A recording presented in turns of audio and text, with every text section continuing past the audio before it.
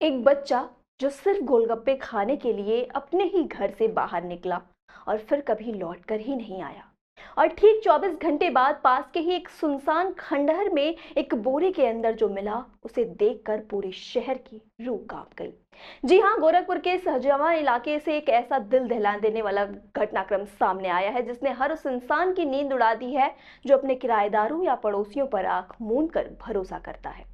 ये दर्दनाक कहानी विपिन सिंह के 5 साल के इकलौते बेटे की है, जो गुरुवार शाम करीब 5 बजे अपनी दादी से पैसे लेकर बड़े चाव से गोलगप्पे खाने निकला था। बच्चे के चेहरे पर एक प्यारी सी मुस्कान थी, लेकिन उसे क्या पता था कि जिस किराएदार को वो अपना अंकल समझ रहा है, वही उसकी जान का सबसे बड़ा दुश्मन बन बैठेगा।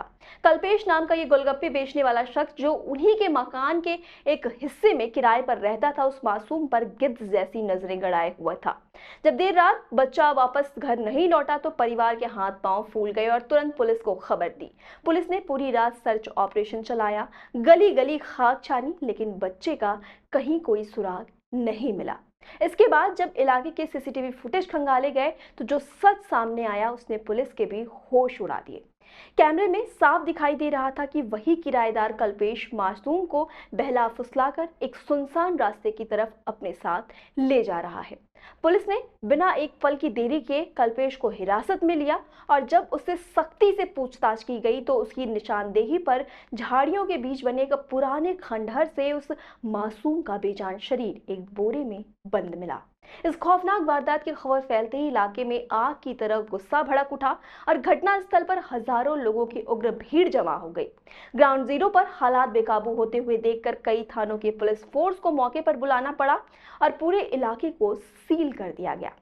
फॉरेंसिक टीम ने वहां से जरूरी फिंगरप्रिंट्स और साइंटिफिक साक्ष्य जुटाए हैं ताकि इस दरिंदे को अदालत में सख्त से सख्त सजा दिलाई जा सके।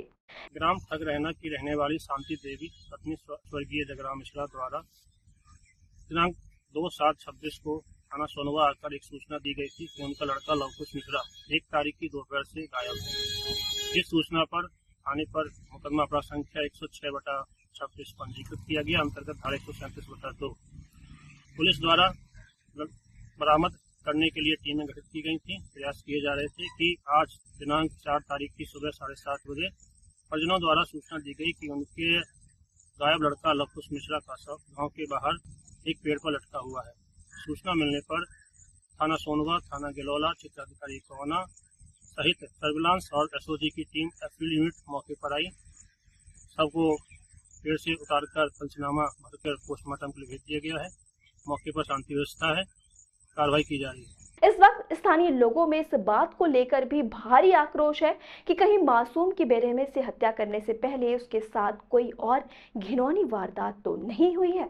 पुलिस का कहना है कि पोस्टमार्टम रिपोर्ट आने के बाद ही इस खौफनाक साजिश की असली वजह बेनकाब हो सकेगी।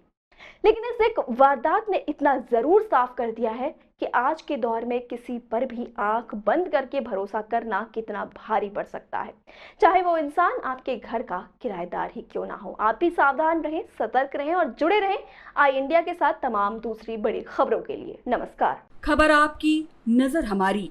देखते रहिए आई इंडिया।